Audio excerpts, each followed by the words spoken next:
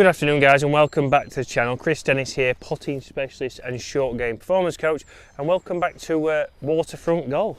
It has been a while and it is looking well at the moment, but we're out here today and we're talking one thing that can save most amateurs and what most amateurs do have but don't use to their advantage, and that's a rangefinder.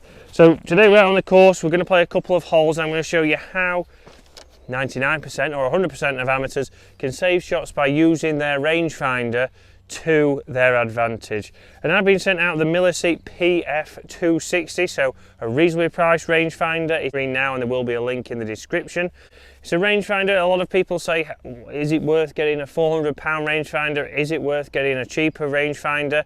This rangefinder comes with slope. It also locks onto the flag, and I'll also put all the highlights of this rangefinder onto the screen now, which gives it its advantage and a great price point. But today what I want to talk about, and if you do have a rangefinder, if you do have slope, please use that to your advantage. Here we're on the fourth hole here at Waterfront. As you'll know if you've watched previous videos, it is pretty much the hardest par 3 in Yorkshire. It'll be playing over 200 yards today, uphill and a very narrow green. And one thing, like I said, about this MILESEEY PF260 is it does have the slope effect on there, so we can get the slope for this hole.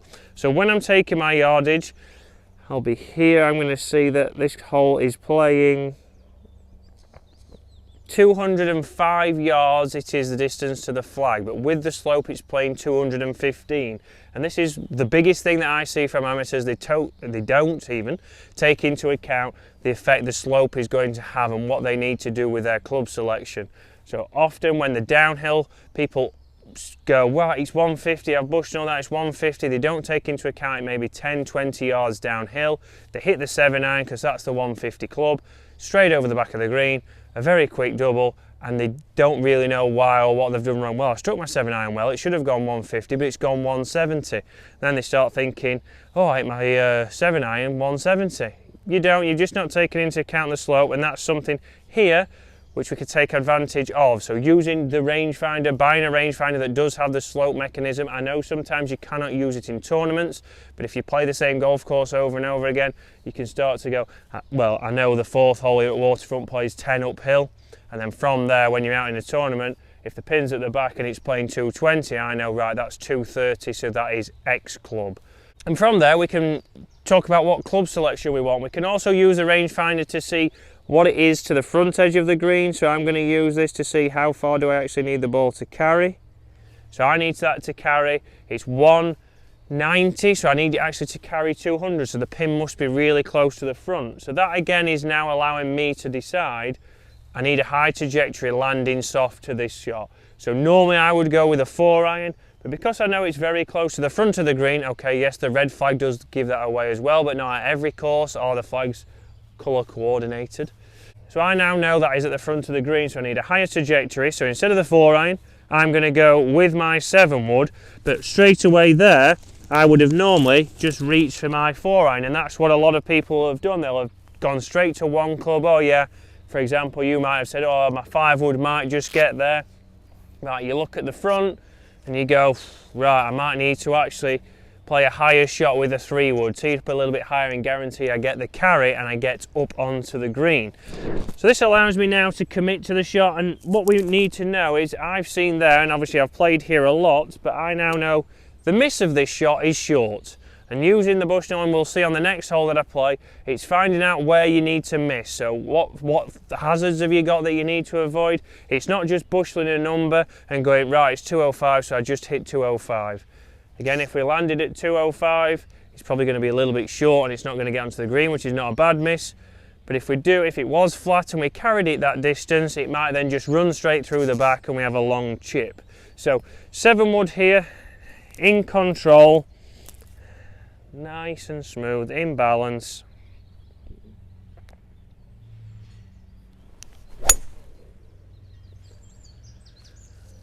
So good shot, nice and high with a 7-wood. That is ever so slightly short, it's just on the upslope, just to the right of the flag, so I should have a relatively straightforward chip. But there, I've assessed what I needed to carry it. It is a little bit cooler this morning. I don't really have a club that can go that distance at the moment. I need to look at getting a 5-wood. But I've been able to commit to that shot. If I am short, I'm going to leave myself a reasonable chip, and hopefully we can get out with a par. So as we know, talking Bushnells, one of the biggest banes in our lives, or one of the biggest hates for me certainly, was batteries.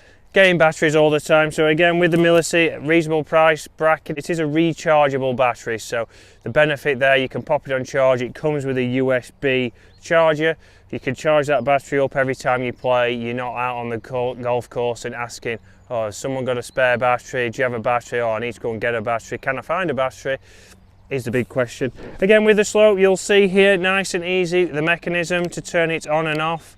So you can just slide that on and off, and again, to get the battery out if you do change the battery, it's very simple. So again, what this rangefinder is doing for us is just very simple. It ticks all the boxes. It's a reasonable price point, and for me so far, I've not found any real issues with it in comparison to maybe a £400 Bushnell. So if you're just getting into the game, something at that price bracket is going to be great for you. It's going to give you exactly what you need to help you save a few shots.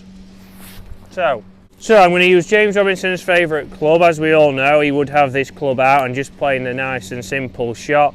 But here, 7-wood again. I'm going to get this rolling just onto the green. Hopefully the background noise of the rough mower is not too loud. But nice and easy now. Get this ball rolling. And onto the green.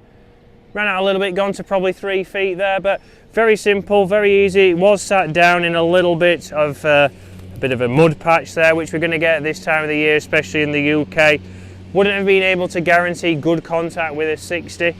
See, they use that to my advantage, use all the bounce, get the ball rolling, and it's gone to 3 feet, and hopefully we can get out of here with a par, and then move on to the next, where we're going to talk on a par 5. Why would you use your Bushnell off the tee?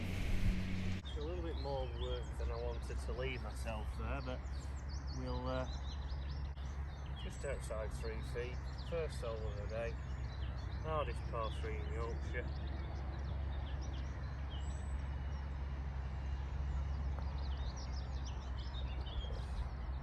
It's remained the hardest par 3 in Yorkshire, so a little bit more break than I thought there, but a tough start. But I've been able to use that rangefinder to my advantage, use the club that I needed to get as close as possible, hit a good chip, and on a strange occasion, because it's normally everything else, the putting has let me down. But let's get to the par 5 now, the 5th hole here at Waterfront, and talk about what we need to start looking at when we're on a par 5. It's not just a case of get on the tee, pick the driver out and hope for the best.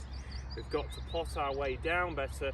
We're probably going to be able to then save you a couple of shots around by plotting your way, like I say, a little bit better, putting your ball into positions where you can then just get yourself down towards the green, and hopefully your putting is better than mine. So in we come now on the par 5, and this is one thing. I've gone from the yellow tees now because this is again what the majority of golfers here at Waterfront are playing, and it's certainly a lot of the times what the most of the amateurs are playing. So straight out with the Bushnell here. This is a dog leg, so this is a classic hole. It dog legs to the right. We're not sure, can I get around the corner? Can I not? Have I played here before? You'll know that if I do go a little bit too far right, then the ball is a goner. So what we want to do is there's the trees out in front of us, and they are at 270 yards. So 270 yards for me is in range, and you've got to think for yourself, could you run into those trees? I've seen a lot of players from here, you know, mid-handicap golfers who do hit the ball a long way, who have reached and the ball has rolled, bounced firm in the fairway, especially when it starts to firm up into the summer, ran into those bushes, and they've been punished for hitting a good drive. So for me, I now want to think there is a mound on the left, which I know, and you'll know at your golf course, which will leave me a straight view down the fairway. And that's at 209 yards, so a very flat hole, so we know that we don't need to chase something here. I don't need to hit my driver and go into the trees because that's going to cost me a shot. I can go with a 7-wood, which I'm very comfortable with. I use that quite a lot. It is probably the favourite club in the bag. It is also the only club that is mine, actually, in the golf bag. The rest are James Robinson's. So very easy to lock onto those. So if I'm going for the trees or if I'm going for the mound, with this rangefinder, the MILESEEP PF260, I'm able to lock on just as quick as if I was using something like a Bushnell, which is nearly £200 more. This is going to do the job. It's very simple for me, it's very quick, very easy, nice and small, but more importantly for me, it's going to help us save shots. So I'm going to hit 7 wood down this par 5. That's going to leave me, I may not be able to reach, but I know I'm then going to be able to put my ball into a position where I can be aggressive and then I can attack the flag, so I can send something in. I can be a lot more positive going into the green. Whereas if I hit a driver, I go into those trees and then I'm having to actually chip out. I'm chipping out and leaving myself probably a longer shot in. I'm probably leaving myself maybe, 180, over 150, where I'm not as, well, tour stats say, I'm not going to hit it as close as if I was 100 yards out. So, just down the left-hand side, that's the greenkeeper is my line, but I won't reach the greenkeeper.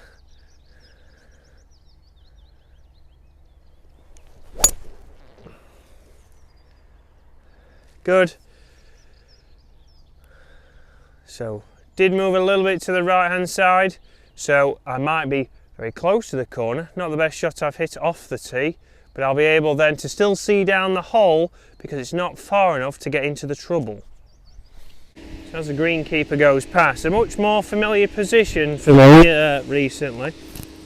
If you have seen Mark Crossfield and James Robinson's video recently, I wasn't very much in the fairway a lot, so I'm going to come up here now, see what it is to the flag. So use my Bushnell. See if I'm there. 291. Must have got the trees there, so 263. 263. Too far from that line that I've got, so I now want to look at the bunkers and what trouble I've got. So 190 to the one on the right. And let's have a look. And ooh. And 230 to the one on the left. So again, using the Bushnell here to make sure that I can get as close to the green as possible, but be short of the trouble. So I don't want to be in the bunkers. So 220 yards from this lie, I'm going to play the left edge of the far bunker, and I'm just going to try and fade that. I've got 4 iron which I can get out of this lie, and I've used that now to be able to get as close to the green and give myself the best shot and the best line into the flag. So we're plotting our way round. The tee shot didn't necessarily go to plan. Let's hope this does a little bit better.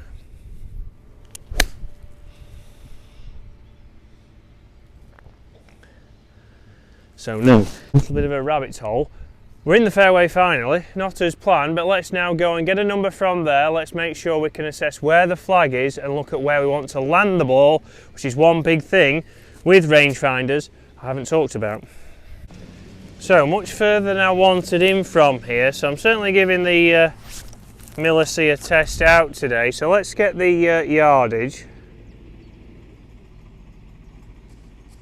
So 195, no slope.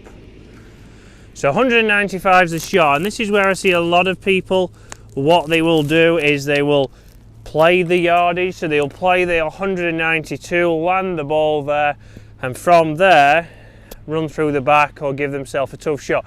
This pin's middle to back. I know if I go a little bit past this flag, I'm going to leave myself a tricky downhill putt, and I've not got a good chance of 2-putting. So I want to get something here landing around about 180. I know it's going to run out a little bit, but it shouldn't get past the 195 we want. So let's get set up here.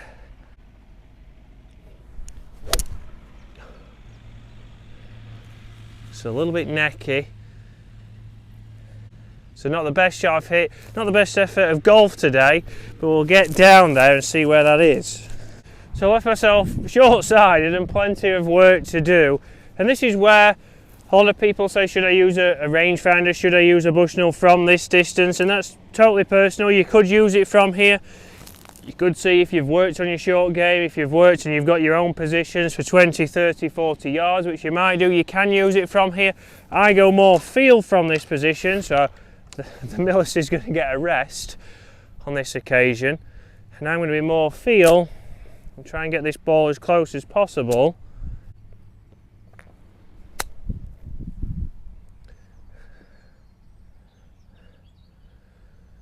So nice and high, I left myself an uphill putt, so let's try and scrape, and I mean scrape a par. So here we go guys, let's try and get out of here with the par.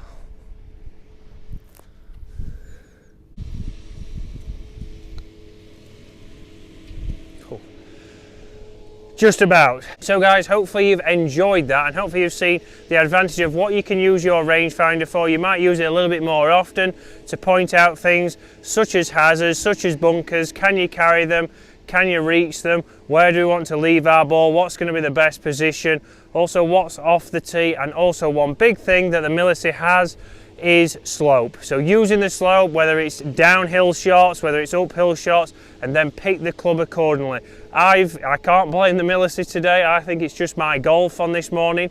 This is the second attempt at trying to do this video because the microphone didn't work yesterday and it has been very temperamental today. So guys, a very good rangefinder. Like I say, I'll put a link in the description. We will be giving one of these away also, which I'll talk about in a couple of videos time, on Instagram. So go and give them a follow on Instagram, give myself a follow on Instagram. I don't use Instagram much, but it's on there, and we're going to give the giveaway on the channel, and they'll also be giving one away on their Instagram. So go and follow those and you'll be in with a chance to win one. But if you are thinking about rangefinders, that does exactly what we need. It has slope, it does click onto the flags, all the things are on the screen again now. So guys, hopefully that can help you with your course management. We want to save your shots, we want to lower your handicap, and guys, I'll see you again later in the week.